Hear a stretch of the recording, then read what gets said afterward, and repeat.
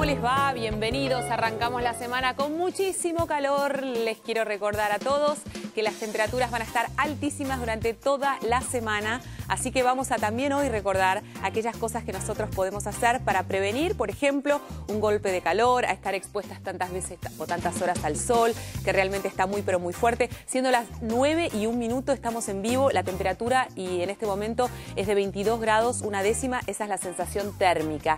Realmente está muy pero muy pesado, así que quédense en casa, disfrutemos juntos del programa de hoy. Tenemos muchos temas súper interesantes que vamos a hablar. Vamos a pasar de un tema al otro. Uno de ellos tiene que ver con el trauma acústico, algo que somos muy poco conscientes y tiene que ver con las nuevas tecnologías. Muchas veces utilizamos, por ejemplo, los audífonos para escuchar música o estamos expuestos a los ruidos en las grandes ciudades y no somos conscientes realmente lo perjudicial que es esto para nuestra salud. Vamos a estar hablando de este tema en un ratito. También vamos a hablar de la masturbación, gran tema de la sexualidad. Estará con nosotros la doctora Karina Isa y vamos a hablar sobre por qué los hombres tienen más licencia para masturbarse que las mujeres. ¿Por qué no hay educación respecto a la masturbación? ¿Está mal? ¿Está bien? ¿Corresponde hacerlo? ¿Esto ayuda a nuestra vida sexual? Serán todos temas de desarrollo con ella en un rato. Hablaremos de la resiliencia, un término que cuesta decirlo y cuesta superarlo y cuesta afrontarlo. Pero lo interesante de todo esto es que pasa y que es necesario que pase. Esto está íntimamente vinculado con los traumas, con los grandes dolores, con las grandes pérdidas que ocurren no solamente a los niños, sino también a los adultos. Han cambiado también inclusive las teorías respecto a la persona que se puede recuperar de un gran sufrimiento. Se decía antes que un niño que ha vivido o ha sufrido una gran pérdida va a forjar su identidad y su salud mental en función de esa gran pérdida. Hoy se dice que todo lo contrario, que un niño que ha padecido una gran pérdida pero que está bien contenido y que recibe el amor necesario y que es escuchado, obviamente puede superar esto y puede tener una vida absolutamente normal afectivamente. Así que también estaremos hablando de esto. Tenemos la encuesta de la semana, nueva, y es una encuesta muy importante porque permanentemente estamos insistiéndoles sobre la importancia de donar sangre. Bueno, la pregunta que te hacemos esta semana tiene que ver con eso. ¿Cuántas veces al año donás sangre? Podés ingresar a www.tvpublica.com.ar. Allí podrás respondernos. Y hay algunos términos médicos que vamos a repasar, inclusive con Sergio, que tienen que ver cómo podés donar sangre, cada cuánto podés donar sangre y cuáles son las restricciones fundamentales o básicas que uno tiene para no donar, que no son muchas. Y esto justamente tiene que alentarnos a todos a decidir donar sangre, porque donar sangre definitivamente salva vidas. www.facebook.com/Red de Salud y reddesalud@tvpublica.com.ar son los dos medios de contacto que tienen con nosotros para justamente enviarnos sus sugerencias y también enviarnos sus consultas. Está el doctor Snieg y también todos los especialistas que ayudan a hacer este programa para responderlos y para atender a todas sus inquietudes. Empezamos con la primera nota, que tiene que ver con un congreso que se realizó acá en la Argentina a propósito de la discapacidad infantil y hablamos de la importancia de que el grupo familiar tome cartas en el asunto, participe activamente en el desarrollo motriz de este niño discapacitado. Para que haya desarrollo se necesita la interacción del medio. Y en un bebé esa interacción del medio tiene que ser siempre a través de una persona que haga de mamá. El chico recibe y el chico devuelve y así se van produciendo los procesos de desarrollo. Cualquier persona, no tiene que ser la madre biológica, pero alguien que haga de mamá suficientemente buena. Y no es solo una interacción verbal, necesita el bebé unos brazos que lo mantengan, que lo cobijen, y esos brazos tienen que ser suficientemente maternos para que el bebé se sienta contenido. En una familia que recibe un bebé con discapacidad se produce una alteración, un montón de alteraciones de tipo familiar, lógicamente y humanamente tienen que ocurrir. Ningún matrimonio, ninguna pareja está esperando un bebé discapacitado. Cuando uno habla de inclusión, lo primero que tenemos que considerar es qué pensamos y de dónde nos paramos a mirar a los niños y a las personas con discapacidad. En realidad, lo más difícil de todo es considerarlos como que son niños y personas exactamente iguales que nosotros, capaces de las cosas más maravillosas y de las cosas más aberrantes, exactamente igual que nosotros. Pero hablar de inclusión, primero tenemos que pensar que son niños con discapacidad, iguales que otros niños, que requieren un pediatra como médico de cabecera, y que además son parte de la sociedad. De manera que, a menos que los juntemos desde el principio, de los jardines maternales, en la escuela, en una inclusión plena, que uno la piensa de esa manera, y después pensemos en la inclusión laboral y después pensemos en la inclusión social, así podremos pensar en una sociedad realmente inclusiva. Lo que vemos nosotros de la pediatría y nos descorazona a veces mucho es que en la escuela se pone mucho esfuerzo, desde la pediatría se pone esfuerzo, desde el equipo de revisión se pone esfuerzo, y en el niño gastamos un montón de recursos. Y resulta que cuando queremos ver qué pasa en el adulto, resulta que el adulto está en su casa, tirado en la casa. Ninguno trabaja, ninguno está demasiado integrado a la sociedad. O sea que nos rompimos el alma durante toda su infancia, durante 14, 15 o 20 años para tratar de integrarlo, y resulta que hoy día la realidad es que después de todo ese esfuerzo el tipo está en su casa sin demasiada integración social. Y eso es porque no se educó, porque no está junto con los demás chicos. Y eso es la visión de la inclusión.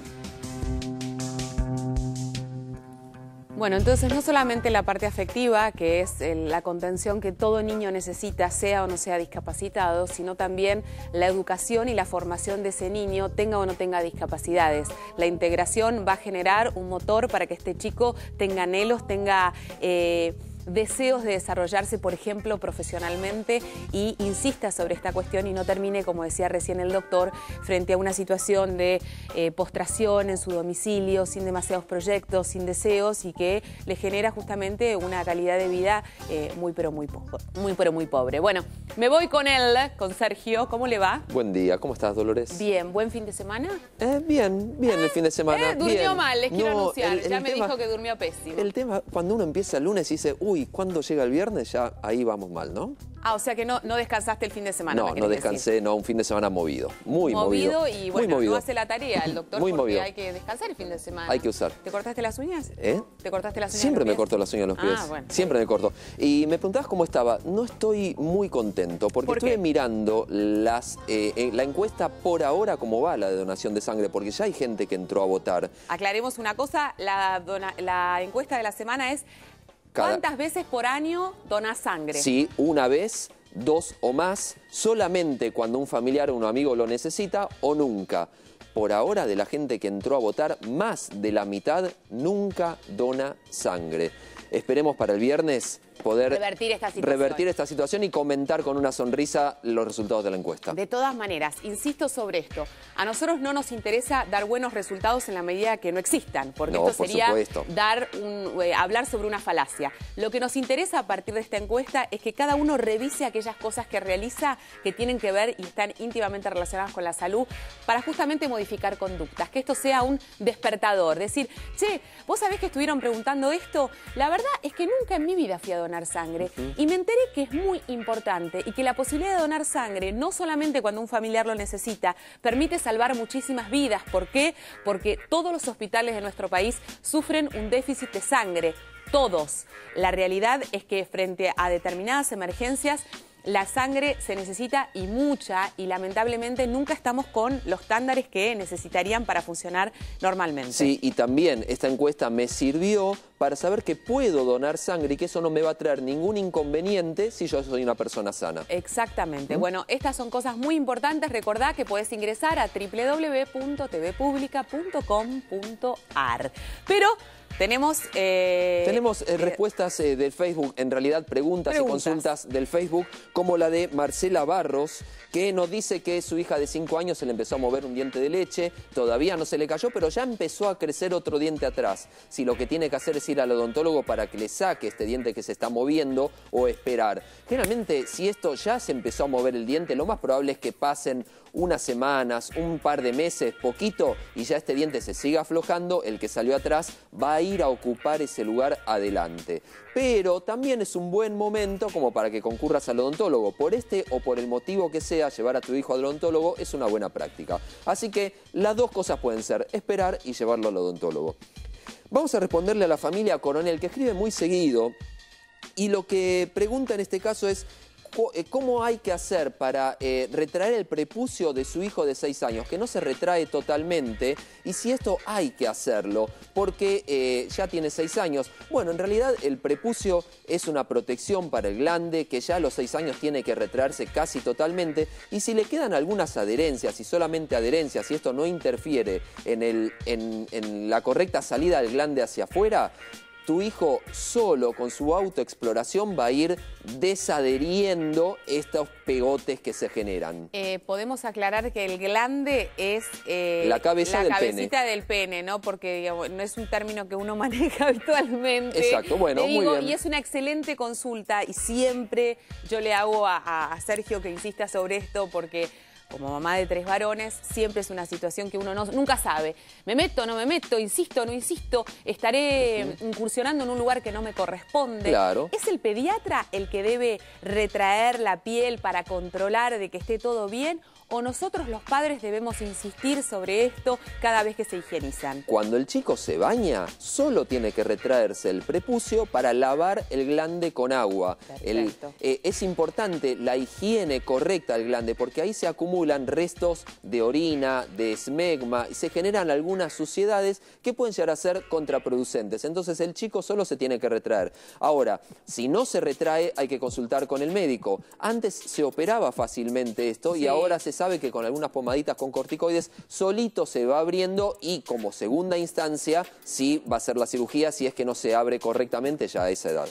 ¿Cuál es la edad, digamos, cuál es la edad bisagra? Generalmente el chico puede tener el prepucio cerrado hasta que deja los pañales, alrededor de los 2-3 años, y luego sí se tiene que asomar el meato uretral, o sea, no tiene que haber inconvenientes para que el chico pueda sacar el glande afuera y orinar correctamente. Fenómeno. Bueno, la última consulta. La última es la de Natalia López, que cuenta que su hijo de 10 años se estaba bañando y se encontró un bultito detrás de una tetilla y la llamó a ella vio y se asustó porque tiene antecedentes en la familia de tumores en la mama. A los 10 años es común que se inflame un poco la tetilla. En realidad, la tetilla es una cicatriz que nos queda a todos los varones en la época embrionaria. En realidad íbamos a ser todos mujeres. En un momento el hombre se diferencia a hombre, y esa cicatriz que queda en la tetilla, porque en realidad al hombre no le sirve para nada, es una cicatriz. Ahora, como esto tiene restos de tejido hormonal, responde a las hormonas que en la adolescencia van a hacer